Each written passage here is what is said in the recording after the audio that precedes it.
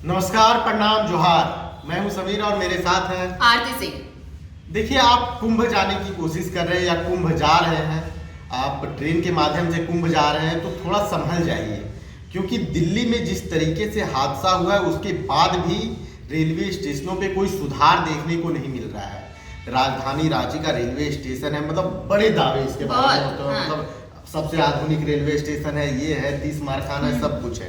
अब कल की घटना ले लीजिए, इस रेलवे स्टेशन में दिल्ली में बड़ा हादसा हुआ, सारे रेलवे स्टेशन को अलर्ट पे रखना देश भर के रेलवे स्टेशन, राजधानी रांची है, यहाँ तो और अलर्ट होना चाहिए, क्योंकि झारखंड बिहार से जो दिल्ली जाने वाली ट्रेनें हैं उनमें और भीड़ देखने को मिल रहा है। यहाँ से 2-3 ट्रेनें हैं जो स्पेशली दिल्ली जाती है, यूपी से होकर स्वर्ण जयंती, संपर्क क्रांति, कई ट्रेनें हैं।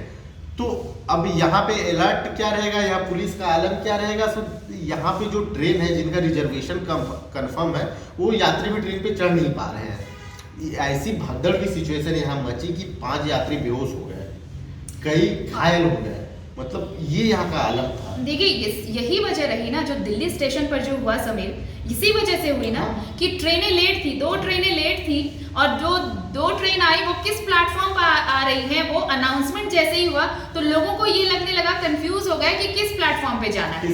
और जब 2 गाड़ियां ऑलरेडी लेट थी और 4 गाड़ियों के पैसेंजर एक साथ प्लेटफॉर्म पर थे, तो ये भगदड़ सी स्थिति हुई। और ये सिर्फ और सिर्फ कुव्यवस्था, ये जो चीख चित्कार और ये जो लाशें गिरी, सिर्फ कुव्यवस्था की वजह से। लेकिन उससे सबक नहीं लिया जा रहा। रांची रेलवे स्टेशन में यही कुव्यवस्था देखने को मिल रही। इससे भी गंभीर बात समझिए कि जब यात्री विरोध करने लगे, क्योंकि यात्रियों की भीड़ काफी बढ़ गई थी, कहाँ जाए, कितनी जगह है आपको भी पता है, तो सारे अधिकारी गायब रेलवे स्टेशन से, एक भी अधिकारी नहीं, स्टेशन मास्टर को छोड़ के बाकी सब गायब।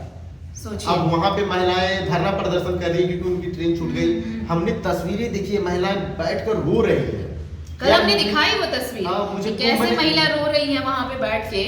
सोचिए, अब देखिए, आप महीनों से प्लानिंग करते हैं, आप टिकट बुक कराते हैं, वैसे भी ट्रेन में इस वक्त कितना रश होता है। जब छुट्टियां शुरू होती हैं, आप देखिए दिसंबर से लेकर मार्च तक का महीना बहुत रश होता है ट्रेन में। इसलिए होता है कि ठंडी की जो विंटर वेकेशंस होते हैं, ठंडी की छुट्टियां होती हैं, उसके बाद बच्चों के एग्जाम्स खत्म होते हैं, मार्च में होली भी है, तो ये बहुत रश है ट्रेन पर, रेलवे पर दबाव है, इससे इनकार नहीं किया जा सकता। लेकिन इस बार बहुत खास था। खास क्यों है?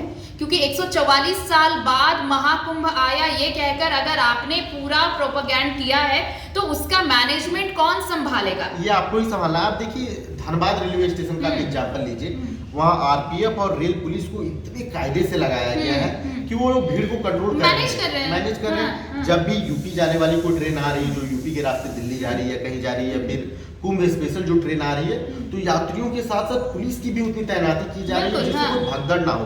रांची रेलवे स्टेशन पे क्या हुआ, लोगों ने बक्से रख दिए गेट पे कि गेट खुल ना सके, अंदर से गेट लॉक कर दिया। मतलब जो कुछ आरपीएफ के जवान थे वो लाचार दिखे, क्योंकि वो भी गेट नहीं, भीड़ कुंभ जाने के लिए एक दूसरे को मारने पे उतारे हुए।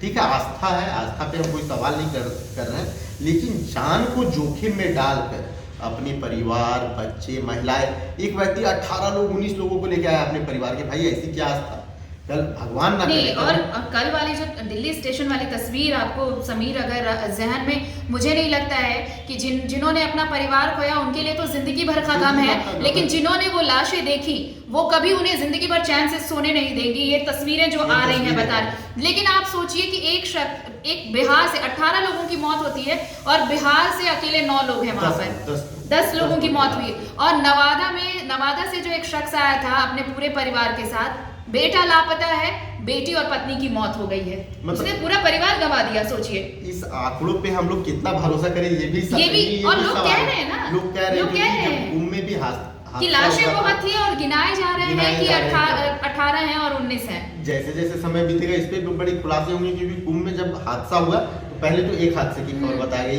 फिर जब पत्रकार वहां पहुंचे तो पता चला रही यहाँ तो मल्टीपल हादसे हुए, 3 स्टैम्पेड हुए थे।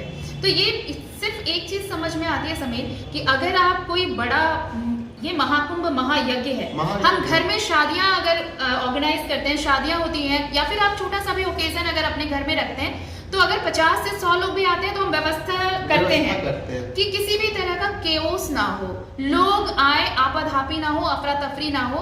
तो अगर सरकार किसी चीज की प्लानिंग कर रही है तो फिर क्राउड मैनेजमेंट का जिम्मा कौन संभालेगा? आने वाली भीड़ तो नहीं तय करेगी ना ये। नहीं, ये तो आपकी सरकार की जिम्मेदारी है। अगर रांची रेलवे स्टेशन पर कल की तस्वीर अगर आपने देखी होगी तो आपको भी अगली बार स्टेशन पर जाने में डर लगेगा।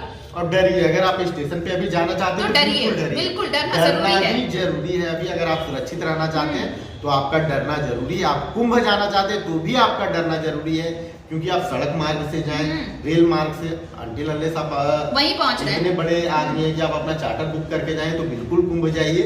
नहीं तो अगर आप सड़क मार्ग या ट्रेन मार्ग से जाना चाहते हैं, थोड़ा संभलिए, थोड़ा प्लानिंग कीजिए, देखिए कि क्या सुटेबल है तो ही प्लानिंग कीजिए। बिल्कुल, कुल मिलाकर यही हम कहना चाहते हैं कि अगर अभी तक नहीं निकले हैं तो कृपया करके मत निकलिए, क्योंकि जो स्थिति है वो सिर्फ और सिर्फ आपको दर्द ही देगी, वो यादें जो आप जिंदगी भर भुला नहीं सकते, क्योंकि व्यवस्था बिल्कुल ऐसी है कि बस छोड़ दिया गया है राम भरोसे। चलिए, इतना ही फिलहाल इस बातचीत में। लेकिन अगर हमारा कंटेंट पसंद आता है तो प्लीज इसे लाइक करिए, शेयर करिए, हमारा चैनल सब्सक्राइब करिए, आपको और अच्छे कंटेंट हम लाकर देंगे। और एक जरूरी बात, अगर कुछ ना पसंद है और चाहते हैं आप कि हम कुछ अच्छा करें तो कमेंट सेक्शन में हमें जरूर लिखकर भेजिए। हमारी कोशिश होगी कि हम और बेहतर तरीके से कंटेंट आपके सामने लेकर आ सकें। जोहार, नमस्कार।